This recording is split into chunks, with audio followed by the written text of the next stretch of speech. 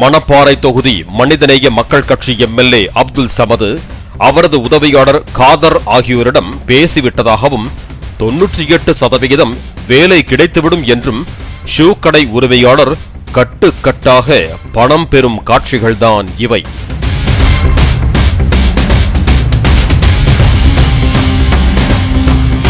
திருச்சி மாவட்டம் மணப்பாறை சட்டமன்ற தொகுதிக்குட்பட்ட வளநாடு கைகாட்டி கிராமத்தில் ஷூ கடை நடத்தி வருபவர் அப்துல் ரஹ்மான். இவர் பிராம்பட்டி ஊராட்சியை சேர்ந்தவரிடம் ரேஷன் கடையில் உதவியாளர் பணி பெற்று தருவதாக கூறி 9 லட்சம் ரூபாய் கேட்டதாக கூறப்படுகிறது. எம்எல்ஏ அப்துல் சமது மற்றும் அவரது உதவியாளர் காதர் ஆகியோர் மூலம் வேலைக்கு ஏற்பாடு செய்வதாக கூறியுள்ளார்.